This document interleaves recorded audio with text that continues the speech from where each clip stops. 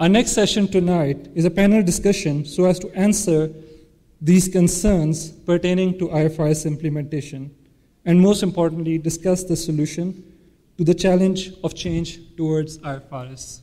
So I'll now relay to our two moderators, Mr. Asher Noor, CFO of Al Tawq Group, and Taha Ali Khan, National Operation Controller at Al Jumeirah, to carry forward the session.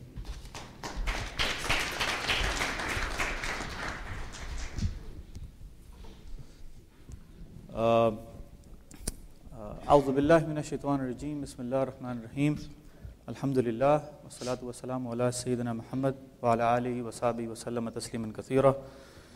Assalamu alaikum, gentlemen, and a very good evening to everyone.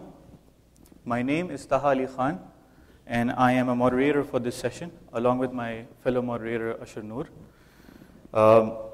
Before we get into the panel discussion, I would just like to re-emphasize the significance of this occasion.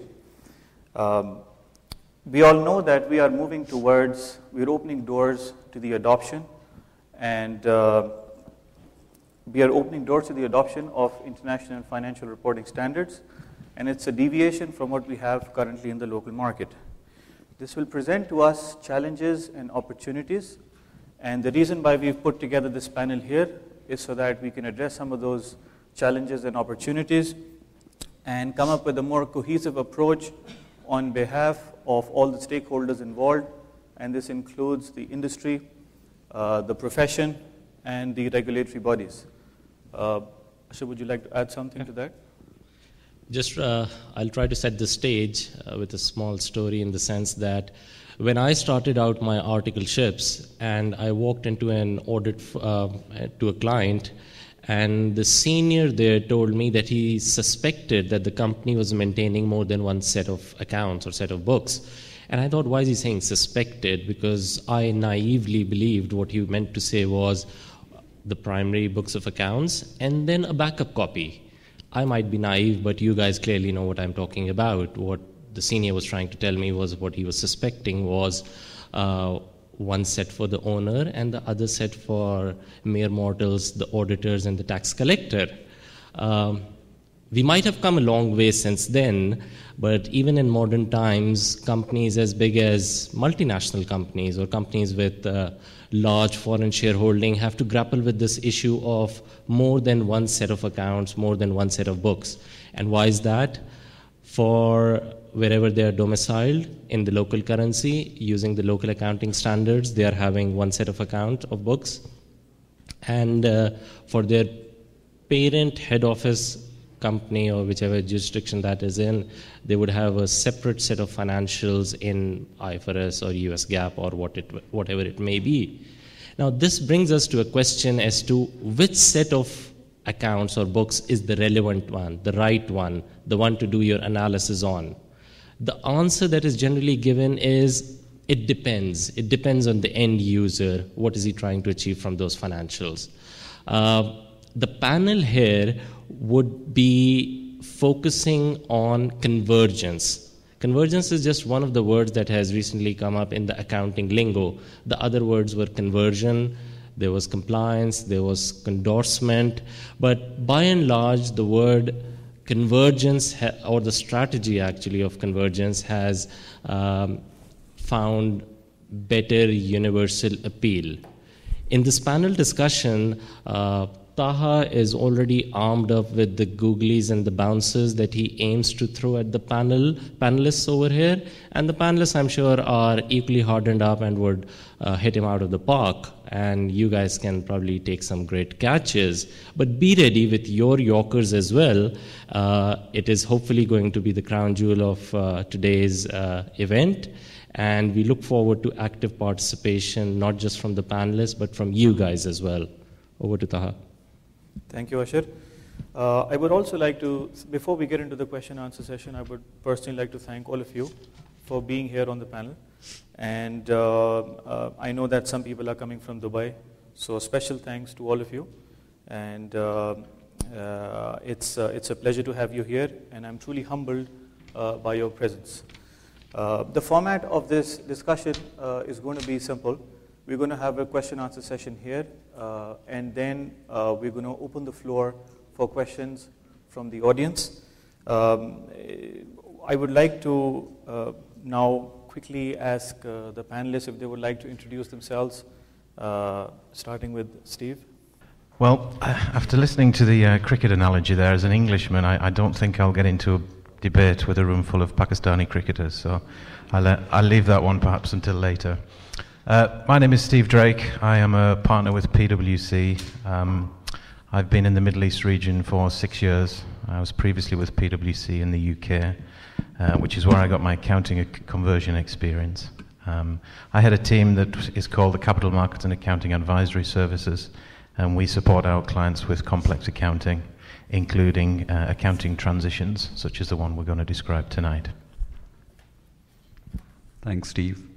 Other than all the other connotations we heard about IFRS, there's another one, impossible financial reporting standards. Well, we're hoping to change that today as well. My name is Kashif Rana. A little bit of my brief is given in the brochures on your table. I am the CFO of Ecopower.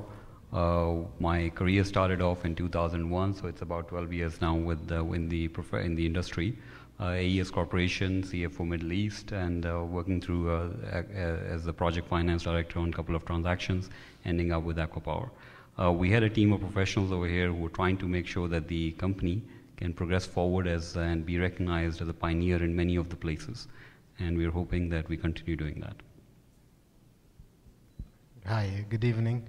I would like to start up by thanking the organizer for inviting me for being here and to participate in this panel. My name is Fahad Al-Taimi. I'm the managing partner of Riyadh office of Ernst & Young. I graduated from King Fahd University as an accounting major, and I prepare for and set for the CPAs, and I get it, alhamdulillah, in 2000, and SUCBA in 1995, and been in the profession now for almost 20 years, looking at it, 20 years in such a profession, I know you can take more or a lot, but still we're surviving in this profession so far. Assalamu alaikum wa rahmatullah. My name is Ibrahim Ba'ashan. I'm a partner at KPMG. I've been working in the profession for the last 15 years. I have a bachelor degree from King Abdulaziz University in accounting. I have 2 master degree, one MBA, another one in CIS, which basically computer information system. And I look largely in audit, and I have also some tax experience. I've been honored last week to be part of the roundtable discussion along with other colleagues from the profession. So I am exposed to the process and the conversion, and hopefully I will participate positively in the process. Bismillah ar-Rahman ar-Rahim. Assalamu alaikum. My name is Ihsan Makhdoom. I'm Deloitte partner in Riyadh.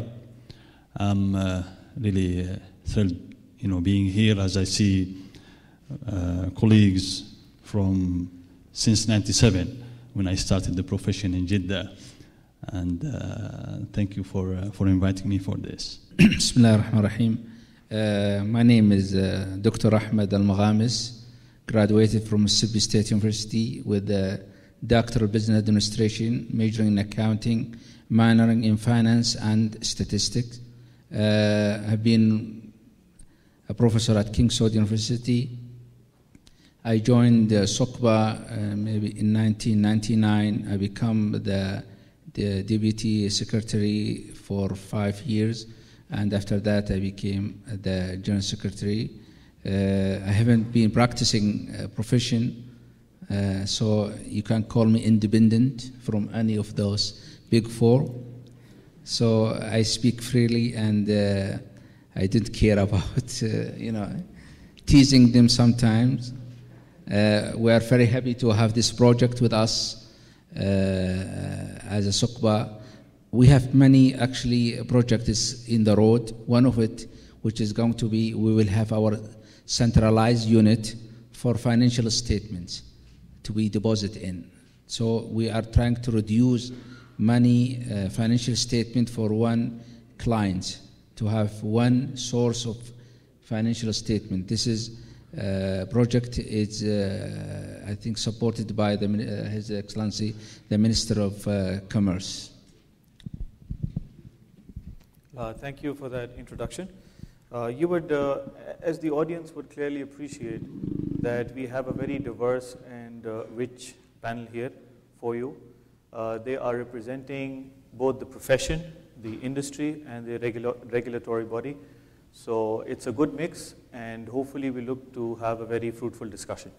My first question to the panelists, and it's a general one, any one of you can look forward to answering it, is that why IFRS, and what's so wrong with, or why can't we just stick with local standards?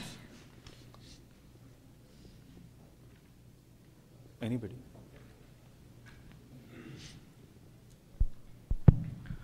Bismillah ar-Rahman ar-Rahim.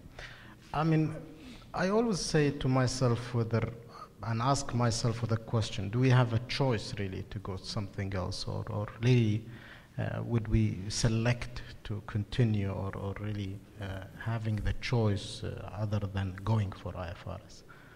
I mean, if you look at it in a different way, we're in Saudi, we are the biggest economy in the region. We're a G20 country.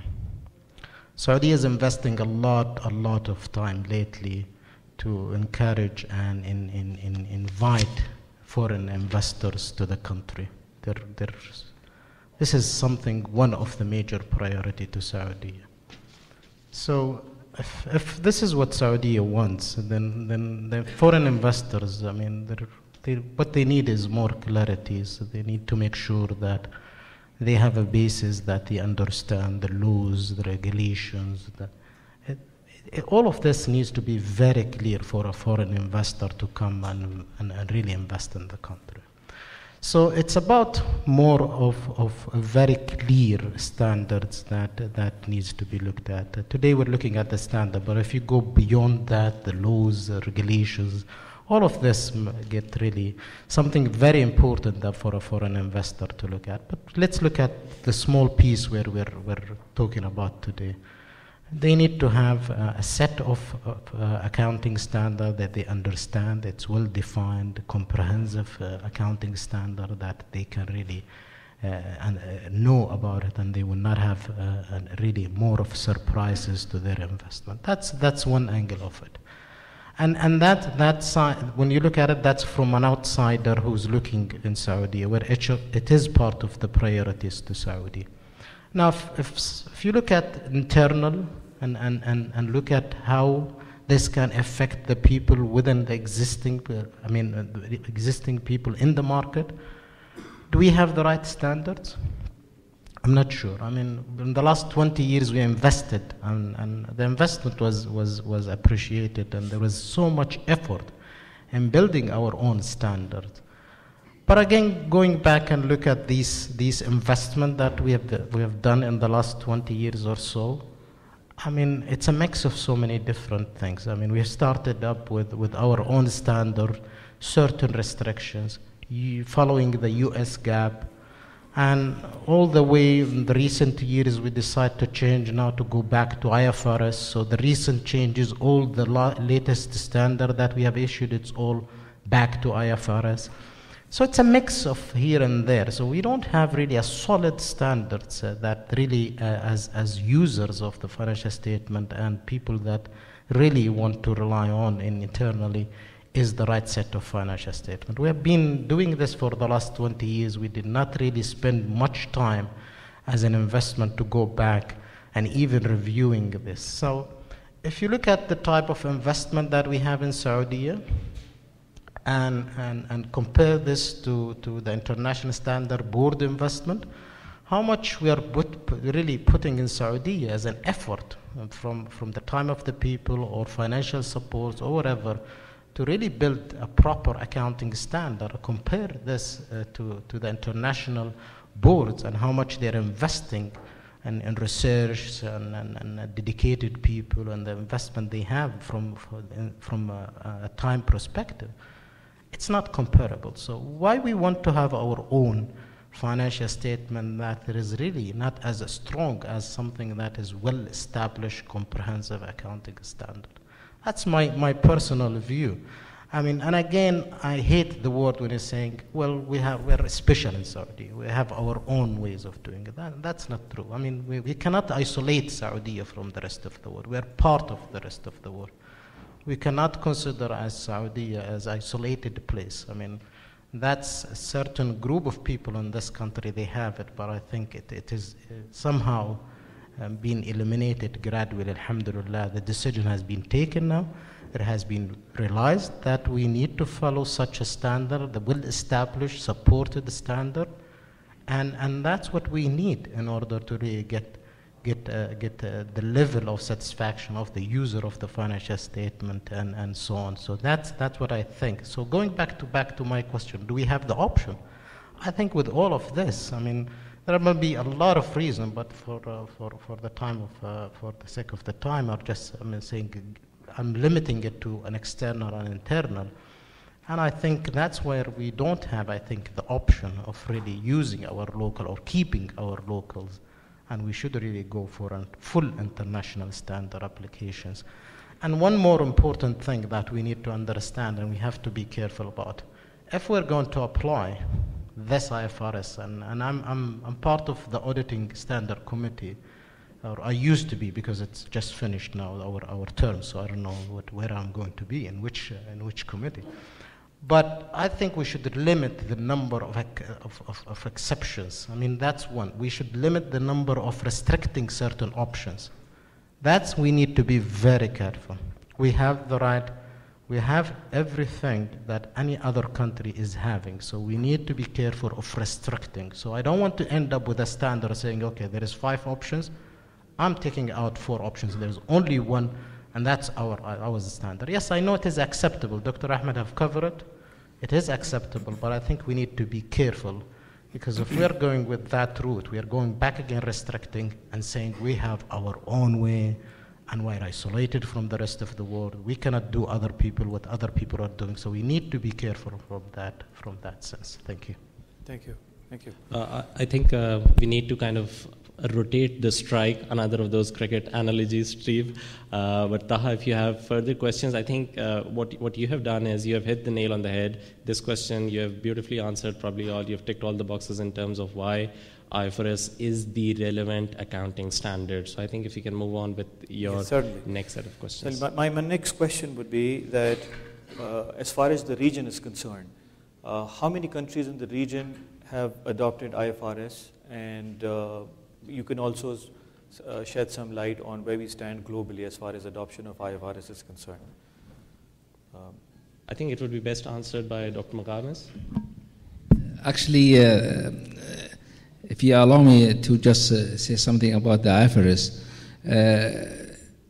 the idea behind it is one set fits all, and this is cannot be done. One dress can fit all, it cannot be done. And this is our problem with the IFRS. But working through a process, certain process, we will reach to one set of standards. That's why it will take time and until all countries can accept IFRS as a local standard. With the Pakistanis, that they cannot say it IFRS because of one standards. And for us also, we cannot say IFRS because we have our local standards. Hopefully, within 5 years, we can say it full IFRS. When we speak about IFRS, for me, is a switch on off. This is not the solution, or it's not the right word. We are IFRS, implementing IFRS, or we are using IFRS. The most important, do we have the resources, the people, the capability to implement the IFRS right? The question is not just only we are using IFRS. When you speak about the regions, we know countries like Kuwait, Emirates, Bahrain, Qatar, Oman, they are saying they are using IFRS. Actually, we are not sure they are using it right or wrong. And this is a problem. The problem is to make sure that IFRS is being are implemented right from the right people. And that's why we should concentrate in training, learning, fixing our systems, preparing the people to know the IFRS and to implement it also. It's not just to be happy that SOCBA is going for IFRS. No, this is the first minute of the dream that will very scared from it, because it's not a simple process. It will take a lot of hard time to make sure those people to implement it. So in your answer, all these countries, they are pretending or they are saying that they are using IFRS. Actually, we are not sure they are using it right or wrong. I would like to give other panelists an opportunity to respond. Would you like to add anything? I'd actually just like to make a further observation on the first question, so apologies going back to that, but I'll make it brief. I think there is an advantage and certainly brand recognition for the kingdom by adopting IFRS.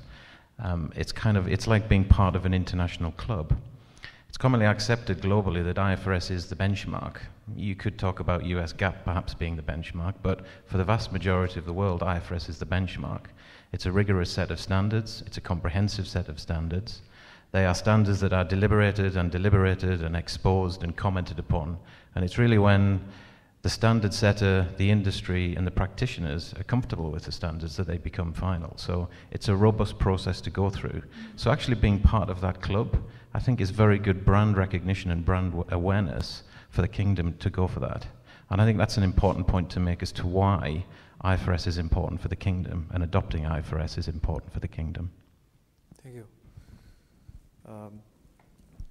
Steve, you're coming from Dubai, and what are some of the challenges that you faced when Dubai first, if you were there at that point in time? What were the challenges that Dubai had to face when they adopted IFRS? I actually think I arrived afterwards, so if I can talk about my experiences, IFRS conversion started for me back in 2000 when the European Union decided that companies throughout Europe were required to transition to IFRS for 2005. So I was part of PwC's team there that supported our clients with that transition. And then subsequent to that, I've been involved with a number of global GAAP exercises, primarily in Asia, with helping companies convert. So I can't specifically talk about Dubai, but I've got enough of global coverage to be able to talk about where I saw most of the pitfalls. And I would say quite consistently, it's not in the technical side. I think everyone in the room can work out where technical differences are between different frameworks, but it's really the impact that those differences then have on the business. That might be from the perspective of how you record it, so the impact on your systems, but also how you enter into transactions. Certainly complexities in derivative transactions, or in revenue recognition, or in lease arrangements. Depending on the circumstances for your business, they can have fairly pervasive impacts on how you write contracts, how you enter into agreements, how you recognize revenue. And it's really those practical differences that are the most significant, not the technical differences. And then if you overlay on that a global organization that has many operations around the world, making sure that you've got consistency of application across your subsidiaries, and you've got consistent accounting policies that are understood by each of your finance teams, that just broadens the challenge to make sure that you've got that global consistency across your organization. Those are the two key challenges that I saw in the exercises that I did. And because these transitions can take some time, actually keeping up with the change in standards is also another challenge. So making sure that you have the training embedded across your organization. And I'm sat next to a CFO who's nodding here because he understands exactly what I'm talking about here, is really quite key to that as well. So keeping up on the changes and making sure that you've got the right qualified staff with the right training across the organization to be able to make sure that you can keep up with the transition is also crucially important. If I can just quickly touch on something as well. I think what's happened is that the world has gone through a natural evolution process. And when I talk about the world, it's the European Union and the US, right, which have gone ahead with merging the two accounting bodies, is making sure they get a common set of standards out there. But they have come to that conclusion after having gone through a process of evolution and learning. We, on the other hand, as well, I'd say the Middle East itself, right, has not had the opportunity to understand those standards or interpret them, and even the fact why they're supposed to be applied in that manner to our industry. And that, to me, is the biggest challenge, frankly, is the interpretation of what applies and how it applies. And we will continue to face that till we also go through the evolution process in recognizing why those standards were created to address a certain set of problems for us. The resource issue, which Steve's talking about, that's a second biggest challenge. And it's not about people having come in from a place where they have, they have studied IFRS. It's about how they understand those and apply to our industry as well. So there's a whole education process that needs to go through.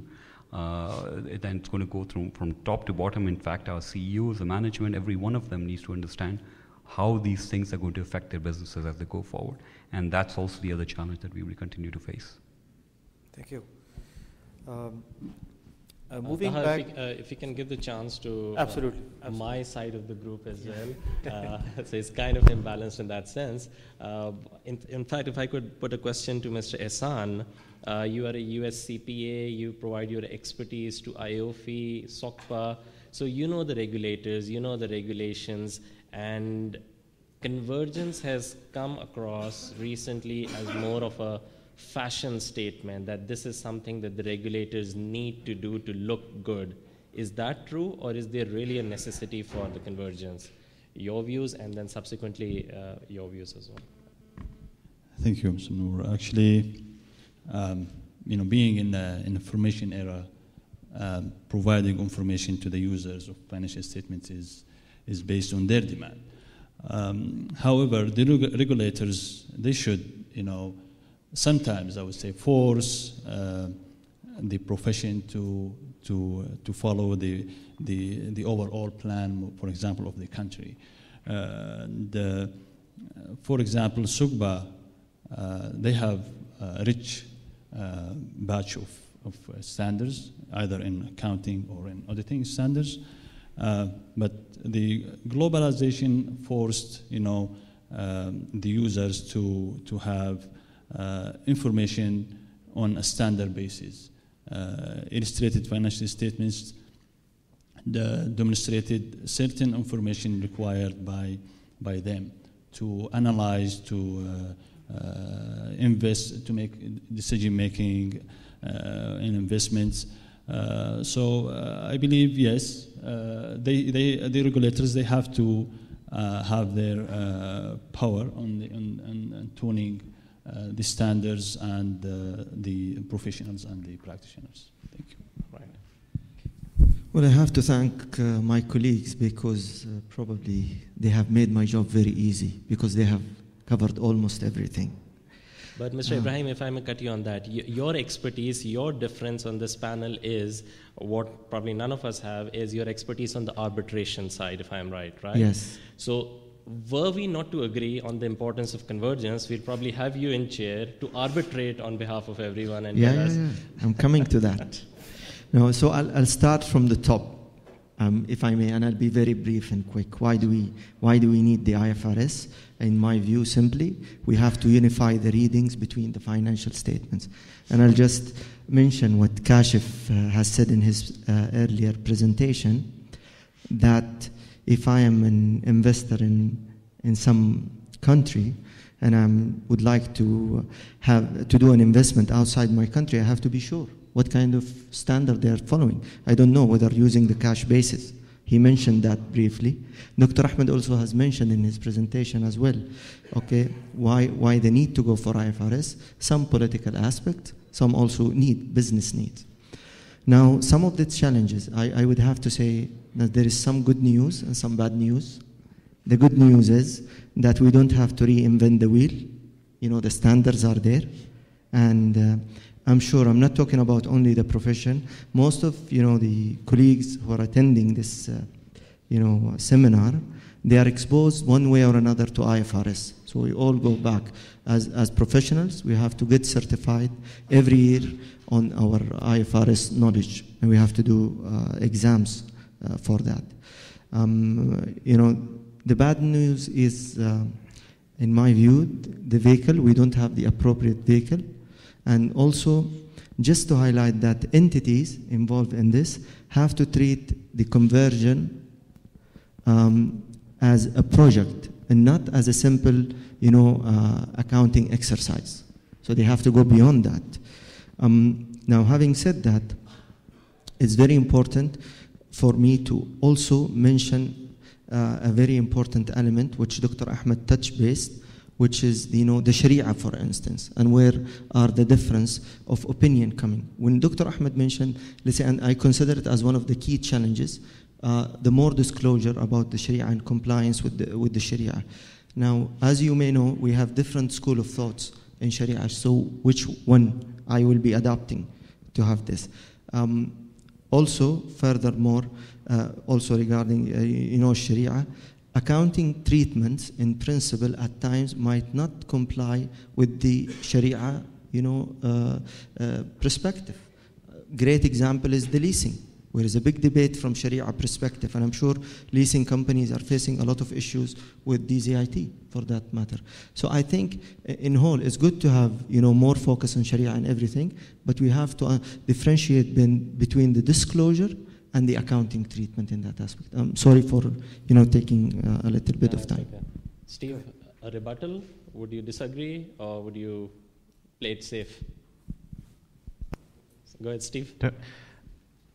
Not necessarily disagree. I think the answer to the question for me is it's a process of evolution. Certainly in the time that I've been in the Middle East, in a global context, we would see the Middle East as an emerging market. And in the time I've been here, I've seen significant developments across a number of areas. So one of those is an area I work in quite a lot, is the capital markets arena.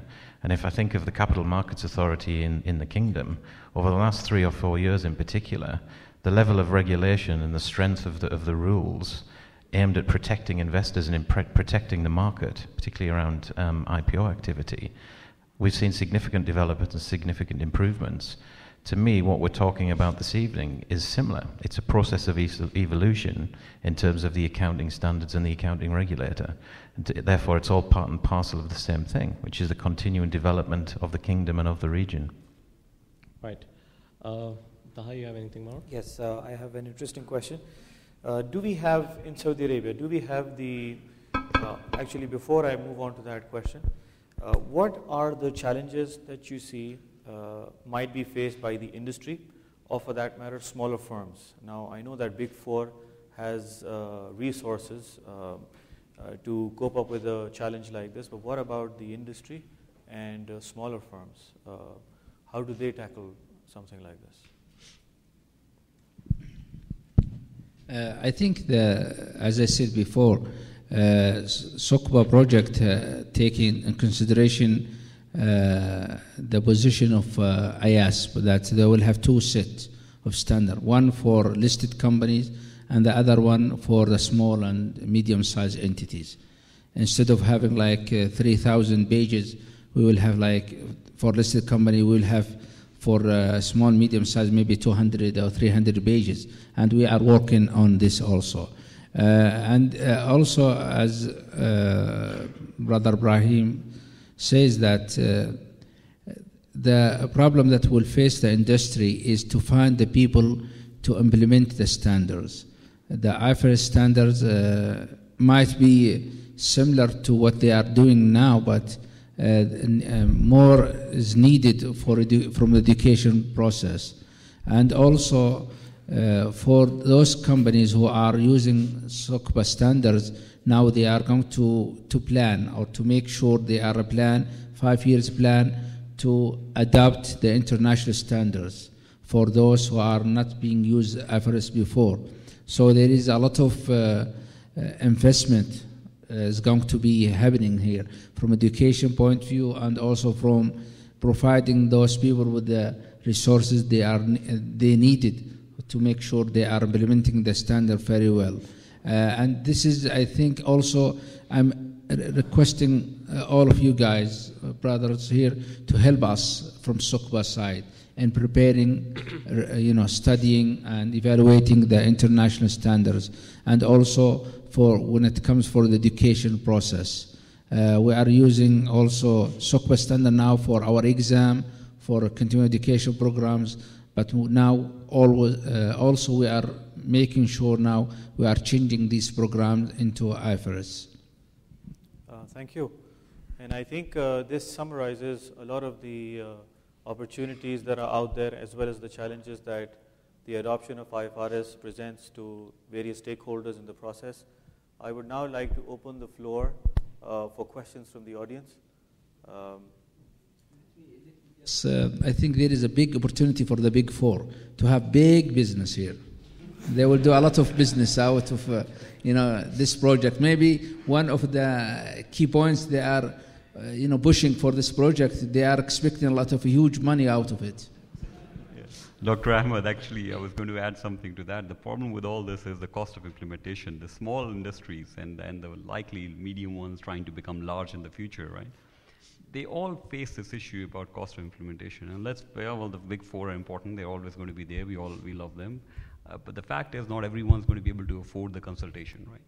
And this is where we may need to think differently for the businesses out here, for the people out here. One way it's we let them try and educate themselves, and they can learn and hopefully adopt and get to the right accounting practices. But I think the Big Four may think about trying to get together and create some kind of a blogging site which they can try and address these issues that the small enterprises face in a very simplistic kind of manner. So it's like an interactive session that somebody can have with a membership kind of situation where all the four can get together, they can create a membership, and then they can direct the questions to a panel, which is obviously not available on screen, but it's there at the background. And the panel can try and address the smaller issues, because let's face it, the smaller businesses have smaller issues. They don't have large-scale issues that are going to be faced with large, medium enterprises, right? So something like that may help this community out there, the business community, the whole accountant set over there, trying to apply these standards to these smaller enterprises as well as the medium enterprises. Yes. Just one more thing. Yes, please. I'm not going to talk about certain cells or something like. No, I'm trying, but since Dr. Ahmed is in the room, I cannot do it. So answer.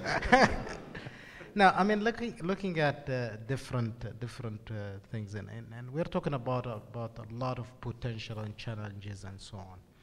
And I think what we need to do now, we have a plan, 4 or 5 years plan of implementing IFRS. Now, what we need to understand and make sure that everyone is working toward that date. And what I have seen so far, I don't think so at different level or different angles that people are taking it the same way that SUCPA as a regulator is taking a very clear plan in implementing this within 4 or 5 years. If you go back to the education system in Saudi, I'm not sure how far they are going to really change teaching accounting from a US GAAP to, because this is the base that we are using mostly in our universities. I know King Fahd University recently they have changed to a full IFRS now. But I'm not sure if others are they having a plan? There is really a clear plan of changing the education system or teaching accounting in university? That's one angle. And other part of this is that looking at regulators, there is a lot of things that is expected from regulators. Part of the due process that they should look at and announce is really the training. And the training of people, make sure that we have the right human capital to really take this going forward when we apply the standards. And if we're going with a gradual implementation of the standard, we need to make sure that people are ready to really take this going forward. So it's more than only one part of really the profession or so on, but everyone needs to work. I mean, if you go to the auditing firms and so on, the Big Four, maybe they have their own solid training programs and education process that they can really build on. Regulators need to help smaller firms by putting a very condensed type of manuals, training systems, or training courses. They need to help these smaller firms to really educate them or upgrade them to really cope with the changes. That's also part of the process which is expected from whether it is SUCPA or even different regulators like CMA or so on. They need to invest on this. Now, Going back to the companies and whether within the industries, different industries also, they need to start thinking of that. This is something that they need to invest from day one. They cannot keep it until the last and the end of it after like 3 years. Then it is really costly. This is where then it will be a good piece of work for us as a Big Four. When you come and says, I need to adopt this within a month, that's a good project for us. But you need to start this now and without delaying this. It's a process of adapting your implementation of IFRS to your existing system by reviewing it and do the assessment and then come to an end that during the 3-4 years there internally you're converting your business. Thank you. Thank you. Questions, anyone, gentlemen? The one with the mic gets to ask the question. Nabil. Okay, thank you. I have a question towards Dr. Ahmed. How open IASB is towards changes that we are going to suggest, like for example, Sharia, Zakat, and then 2 sets of standard like SME, separate standard, and because IFRS is again international standards and anything specific to the region, will they be accepting it or not? Okay, I think we have to differentiate between 2 things. One is the transaction, Islamic transaction. It's a products like Murabaha, Mudaraba, all this. And they are considering how to implement or to embed this in the IFRS. That's why they are now setting up a group of consultant for this issue. The other issue is the disclosures. When we speak about disclosure, we are speaking about disclose more information about the transaction only. How much money we are getting from income coming from riba or from halal sources or from, we are not saying this is haram or this is school, Hanafi or Shafi'i or Hanbali said. No, we are saying just tell the people this source of your income comes from where. But we are not saying this is halal or haram, or this is halal in Hanafi and haram in this part of the other country. No. Only tell others or tell the people that some disclose information, so myself, I can decide either to go with this company to buy or to sell. From the IASB, they are very considered this subject, and they are very I think they are taking very serious the Islamic Sharia in their IFRS. Really, the way that we listen to them and the way that they are working now, and as far as we know, there are groups now, Asia and Agnosia, they are having some standards in takaful, and they are preparing the standard or the study for the IASB. And they are really willing also to accept or to receive any suggestions from the Islamic topics. They can look and study. Also what they said, they can give us some research on subject. They might ask SOCBA to do research on certain issues or ICAP. And this is, which is very good that now they are looking at subject that relate to our environment. Asad, before you just ask that question, let me just, for the sake of the wider audience here, say what the panelists have done. I think they have reiterated with all the emphasis in their command the importance of convergence. This project convergence is not going anywhere. It might mean big bucks for certain organizations, but for anyone and everyone in this room, principally being with an accounting and a finance background, this could mean your next promotion, next job, next increment, next big project that you do. So convergence is there to stay. It is not a hoax. It is not a fashion statement. So the sooner that each of us individually or our organizations collectively get on the bandwagon, that is important. Asad, your question. I have a question for Dr. Al-Maghamis. We've heard most of the views here from the profession, one from ACWA Power, from the regulator, from SOCPA. In this whole debate or discussion about convergence, how much have you guys engaged with the industry, and what have their views been so far, and what kind of communication has been given to them so that they can start getting themselves ready for it? I think one of the engagement is today also. One way to do engagement is to participate in nice gathering like this. The other one is the invitation that we have sent, either using the media, newspaper, and also with the Big Four, for example, we have asked them to send us some expert to work with us in this project. What is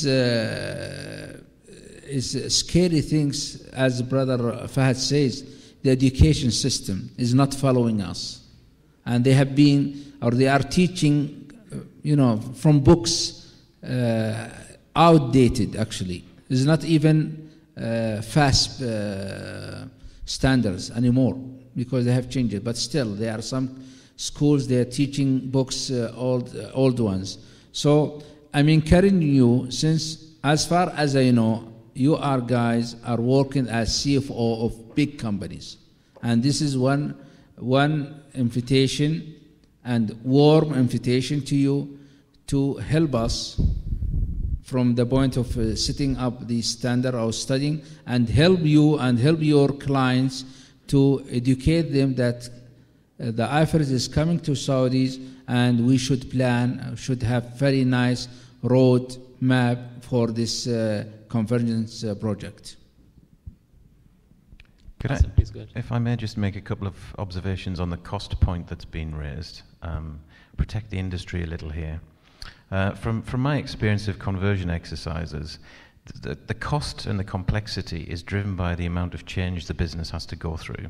So for many businesses, the difference between your current reporting and your IFRS reporting is minimal, or can be managed tactically, and therefore the cost effort to that is therefore minimal. It's only really big organizations with complex transactions and geographical diversity where it becomes expensive, or can be expensive.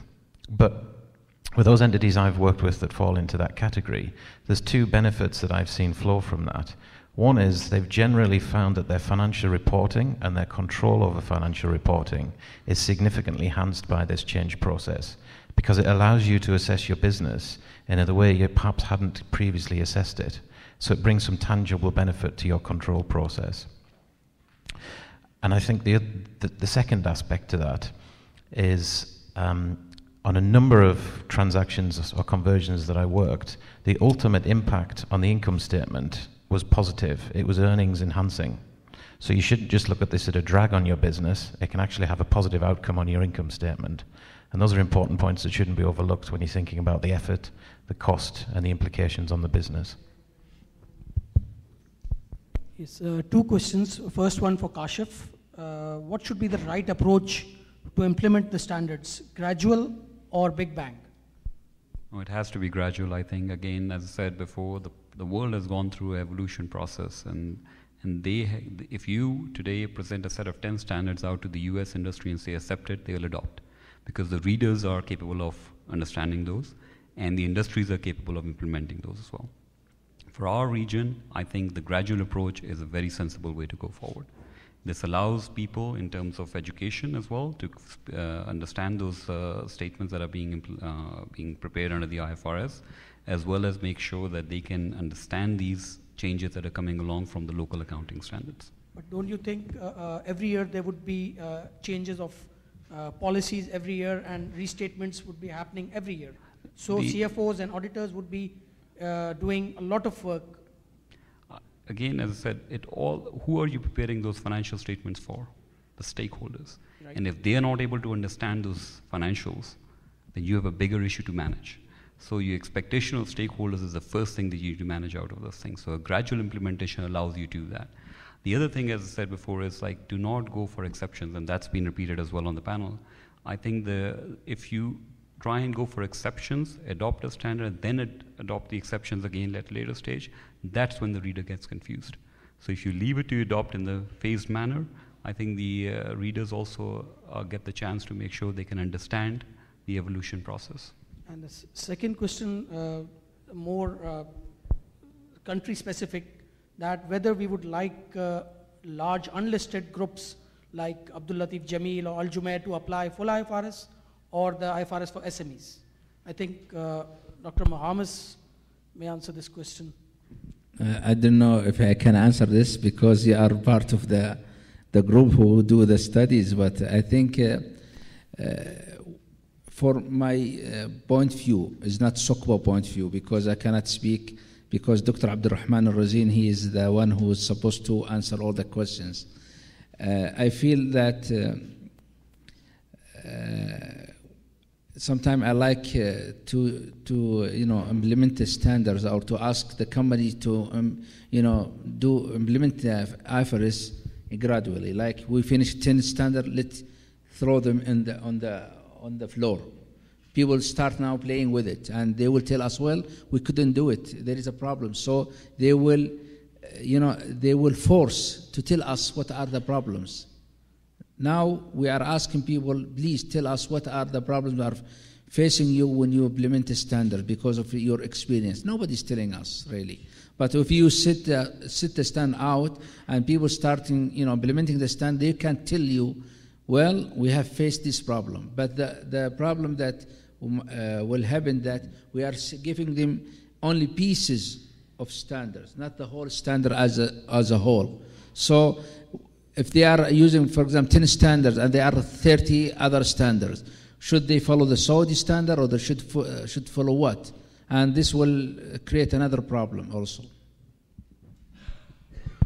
Just one more thing. I mean, going back to the gradual adoption, I think first time adoption of a gradual standards, I think that's something that can be looked at from the regulator itself. I mean, and once they issue this, they can put the restrictions on the restatement and so on. So that can be sorted because this is a first time implementation.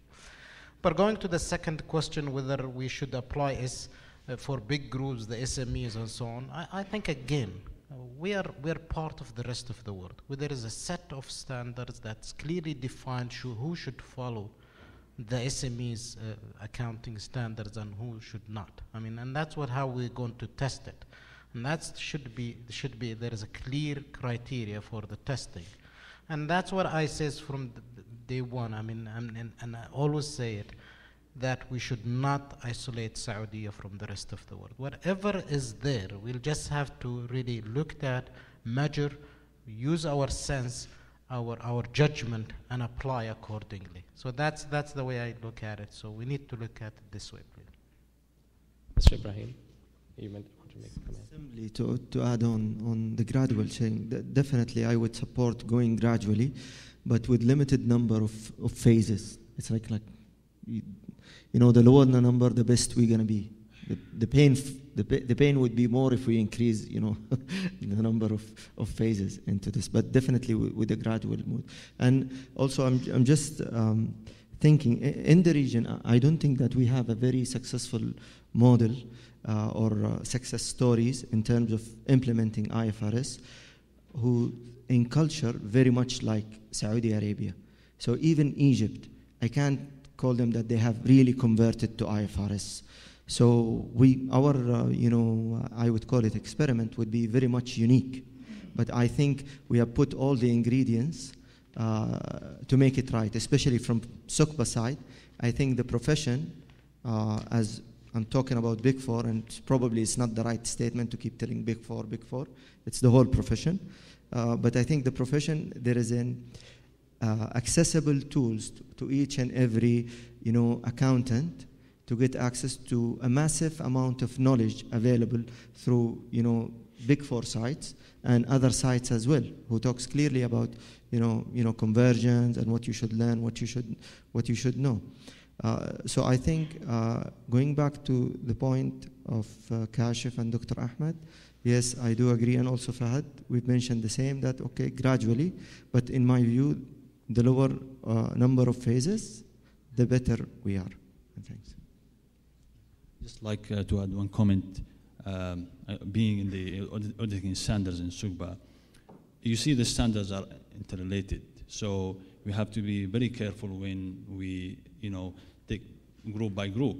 I mean, we had the roundtable discussion. So, for example, we discussed the 200 group. I mean, they say there are a couple of references to other standards, 600. So how are we gonna, say this is fine, we can adopt this, but we don't know what the 600 is saying so far. So, yeah. Thank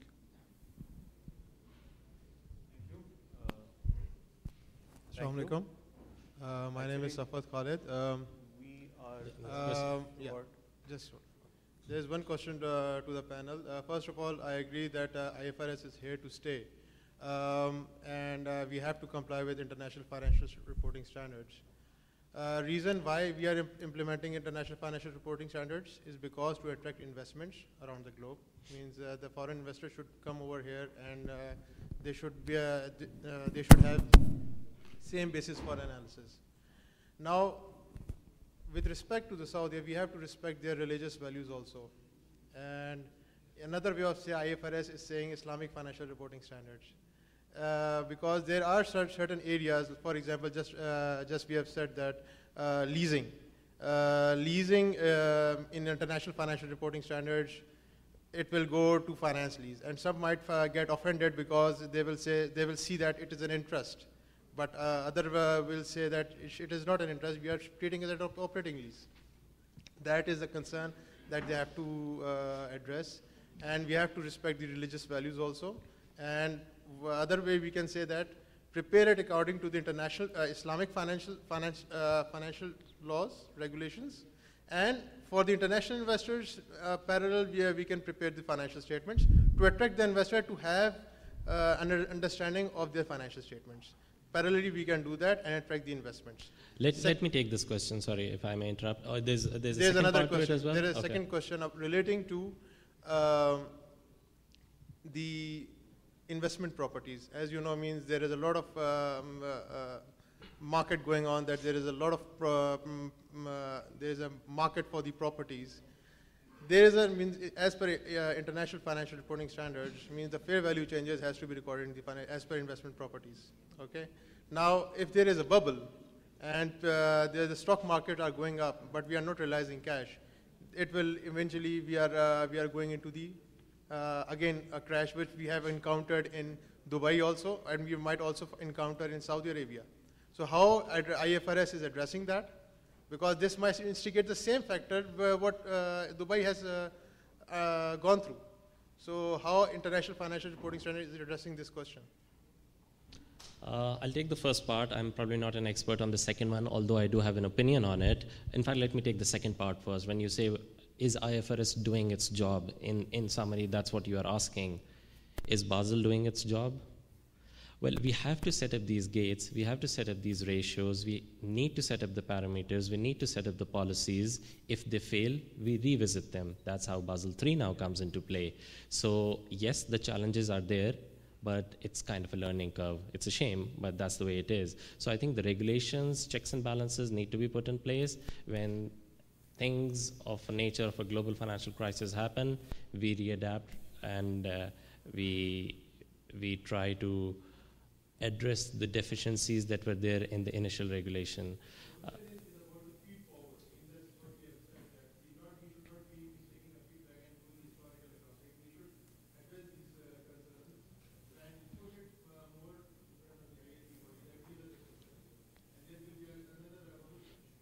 I think it's more of a comment from your side rather than a question, and I concede that what you are saying makes absolute sense.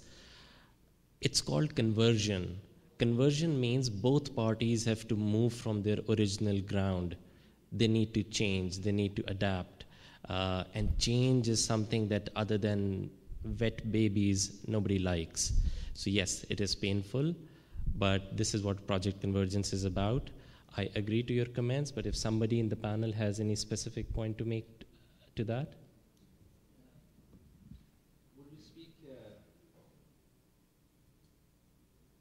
When we speak about investment in properties, when it comes to SOCBA, since the standard has given two options, either historical cost or using fair value.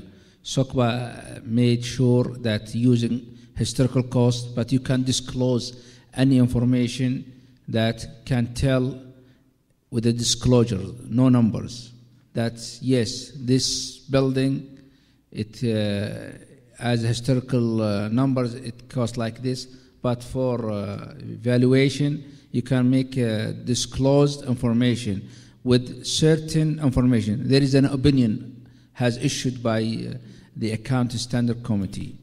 I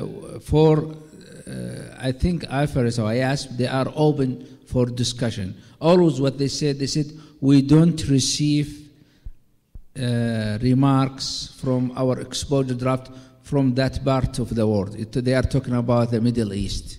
So now our job is to give them a lot of notes, remarks about the standard before they issue it. And we can include whatever we want. And they will look at it and they study it. At least they will mention it in the standard. How did they dealt? How did they reach to the decision? I think this is one of the jobs that we have to make sure. Not only just to concentrate on our company's work. One of our jobs also to read, to make remarks on the exposure draft of the standards because it will affect us in future. Okay. Yes, please go ahead. If I could offer... If I have the right to ask a question to Dr. Ahmed as well. Now we are going to IFRS, and IFRS clearly gives the option to use the fair value or the cost model. So where do we stand as SOCPA now? I think that's why SOCPA and other also official organization should be in countries to tell which option they should take in.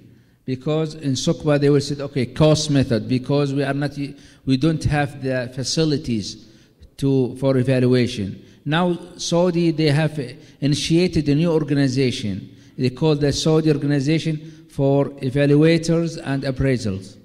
Now it's a new one. This will help us in having very professional opinion for re-evaluating the financial assets or the fixed assets.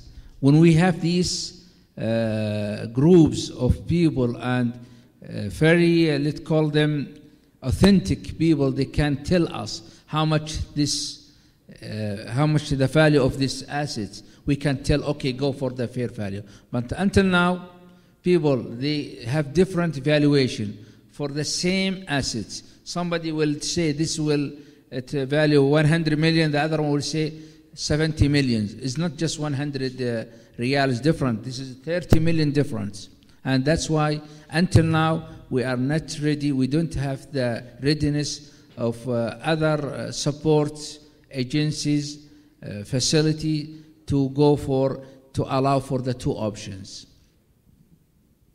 Steve, I was just going to offer an answer to the Dubai question.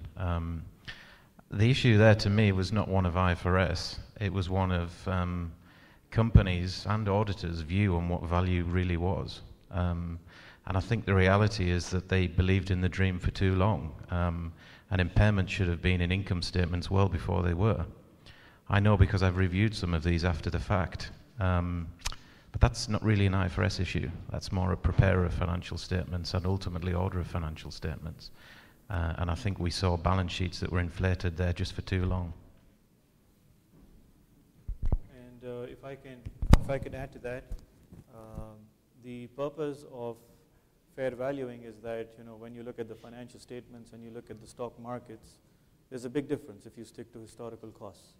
So the idea of moving towards fair value is that this difference is somewhat reduced, and the purpose of moving towards investment properties, again moving towards fair value, this is one of the premise behind it.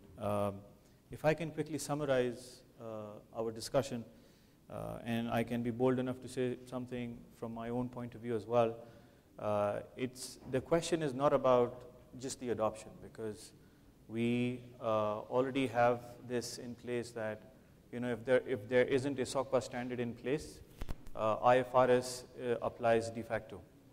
So the question is that if there is a difference between SOCPA standards and IFRS, that's where the real issue is. So again, it's not the adoption, it's about having the right infrastructure in place, and putting that infrastructure would require a lot of work in education. It also involves understanding how business might react to the adoption of IFRS, and at the same time, we also have to look into the Sharia laws, that they don't conflict with the IFRS. With this, I would like to close this discussion.